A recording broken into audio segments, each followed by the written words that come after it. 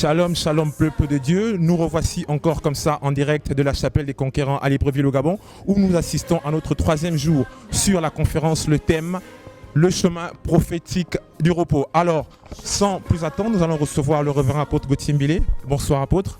Bonsoir. Nous sommes à notre troisième jour de la conférence sur le thème le chemin prophétique du repos. Alors, révérend, que pouvons-nous retenir aujourd'hui? L'Éternel nous a pleinement bénis encore cette soirée. C'est un chemin, ce sont des pas. Lui-même, l'Éternel a créé le monde en 6 jours et le 7e jour, il se reposa. Et le 3e jour, il a fait quelque chose de très particulier.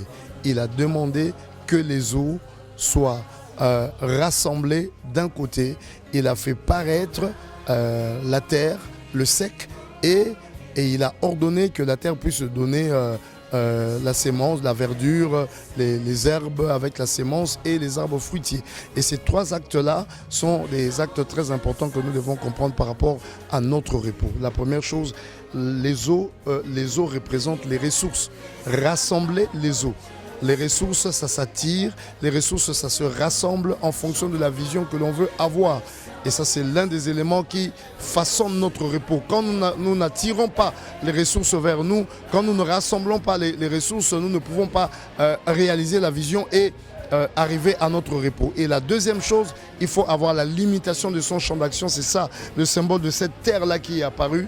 Il faut avoir un champ d'action, il ne faut pas se disperser, il ne faut pas tout faire.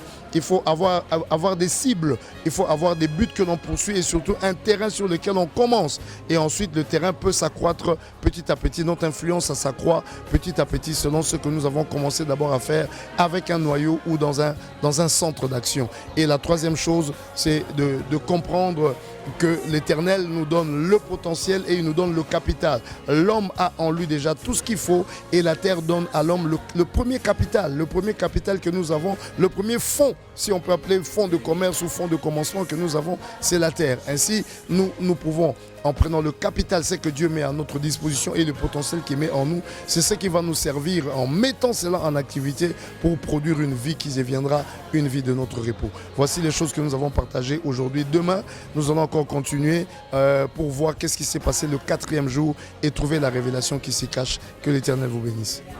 Alors, nous retenons tout simplement que pour accéder à ton chemin prophétique de repos, tu as besoin des ressources, non seulement des ressources, mais les ressources sont d'abord spirituelles.